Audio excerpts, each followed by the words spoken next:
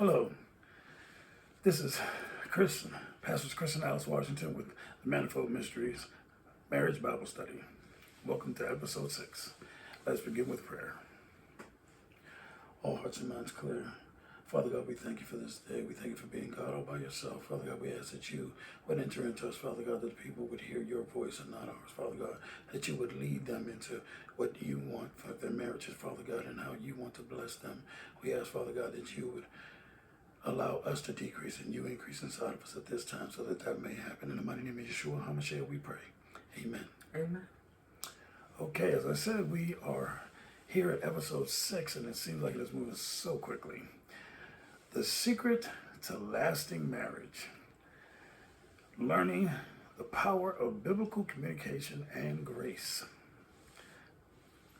Our objective today is to help couples discover that lasting marriages are not built by avoiding conflict, but by communicating with grace, with truth, with humility, and with love. Biblical communication reflects the heart of Christ and strengthens trust. It strengthens intimacy and the unity in marriage. Scripture consistently teaches believers to speak truth in love, listen carefully, and use words built up to build others up rather than to tear them down. Our key verse for today is from Ephesians 4, verse 29. Do not let any unwholesome talk come from your mouth, but only what is helpful for building others up according to their needs, that it may benefit those who listen. And today's episode, the words you speak today are building the marriage you'll live in tomorrow. That's good. Yes, it is. Welcome. I'm Pastor Alice, and welcome to Manifold Ministries. We're here helping couples build Christ-centered marriages that display God's manifold wisdom. Today's question is, are your conversations building your marriage or quietly tearing them apart? That's one for the books. Every marriage communicates, sometimes with words, sometimes with silence, sometimes with body language. The question isn't whether we're communicating. The question is what we're communicating.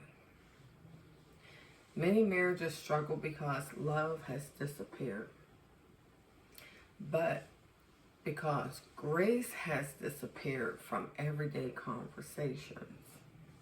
God never intended for our words to become weapons.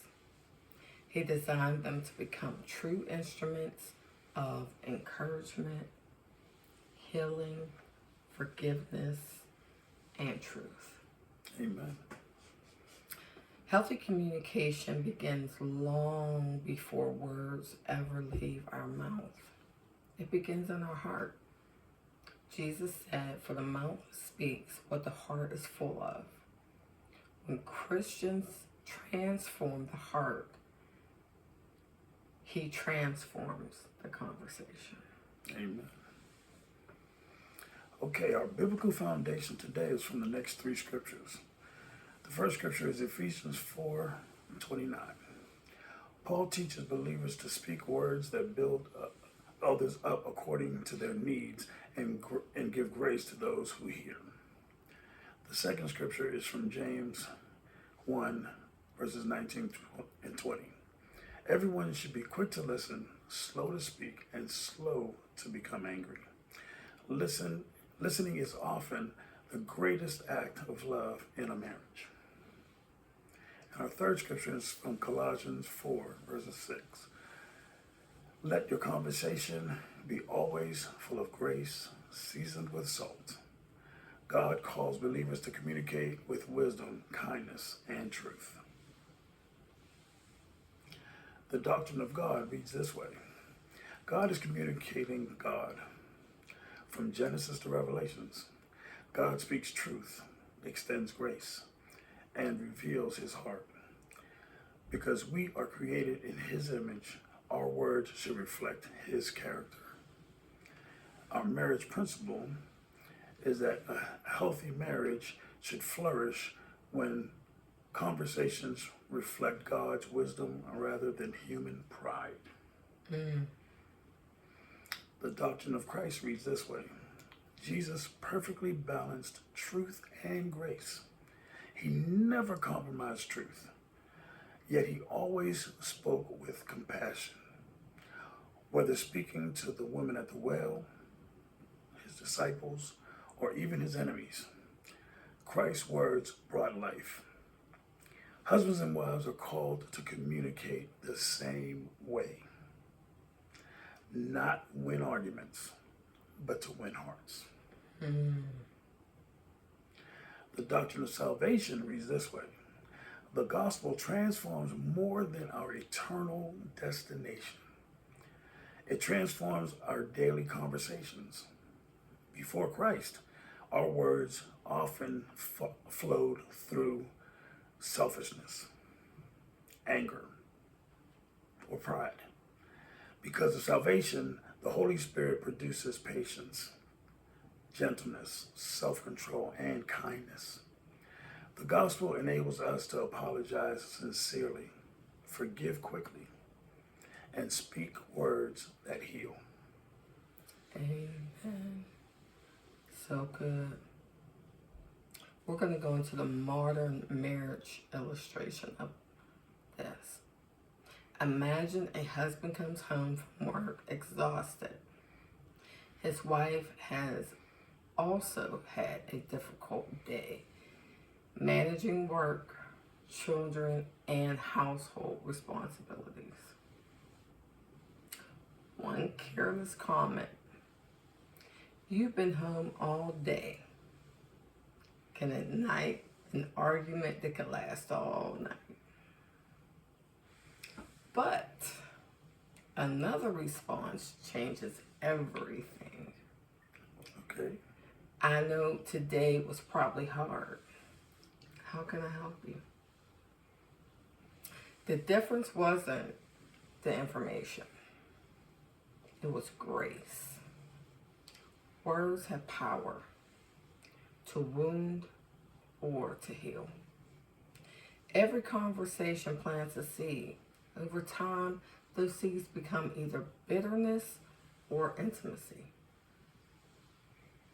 Our 3 reflection questions that we're going to share with you today, and we're going to ask you, is first, do our conversation bring peace or tension in our home? Number 2, am I listening to understand or listening to respond?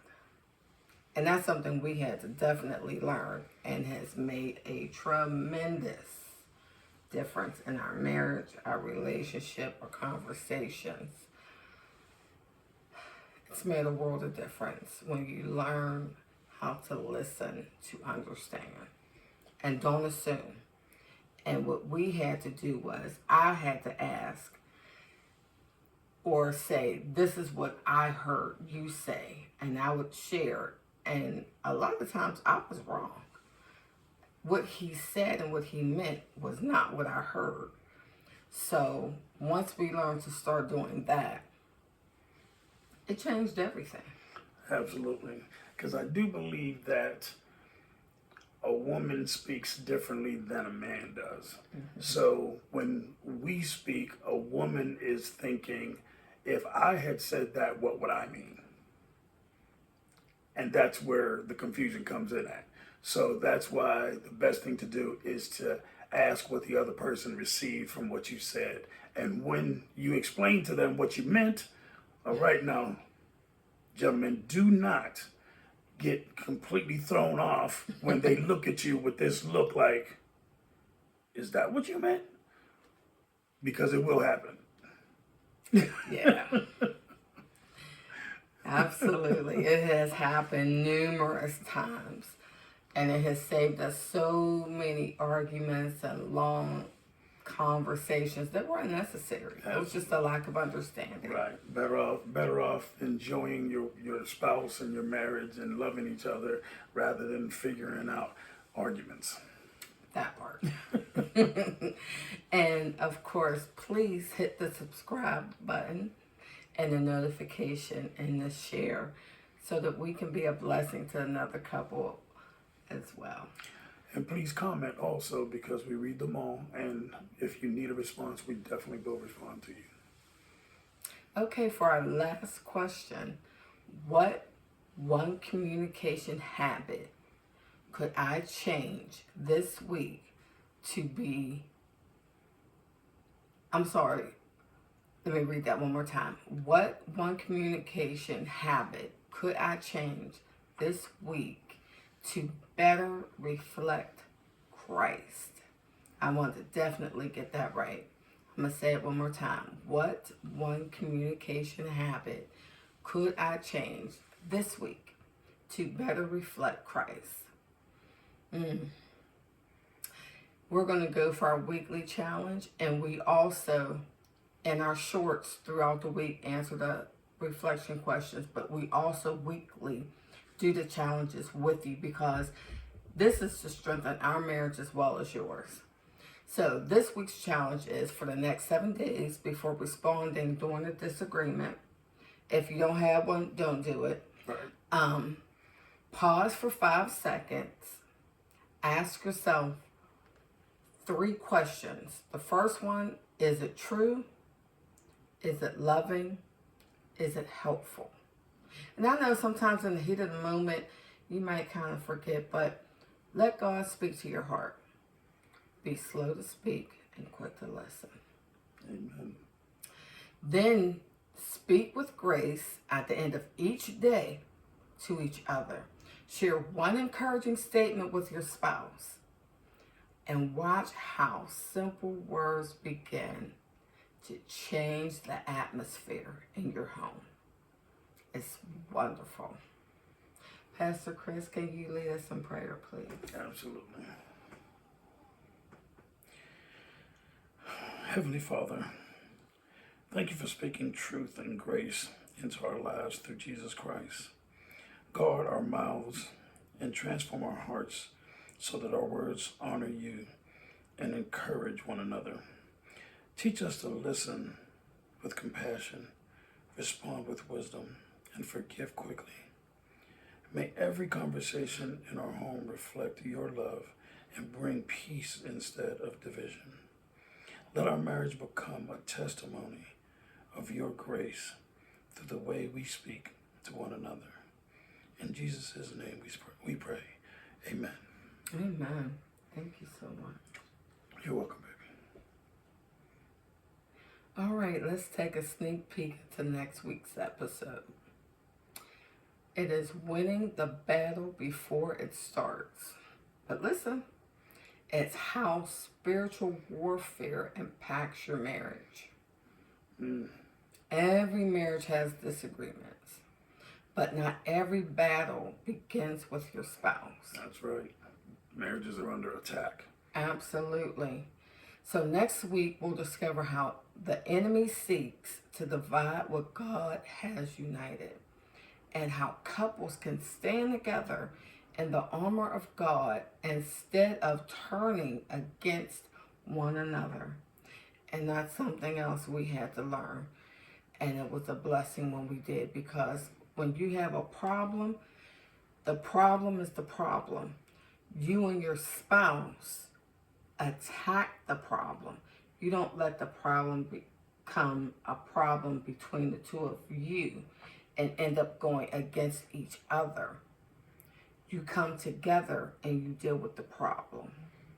Okay? So, this is our episode for today. Thank you for spending time with us. And Lord willing, we'll see you next week. God bless you all.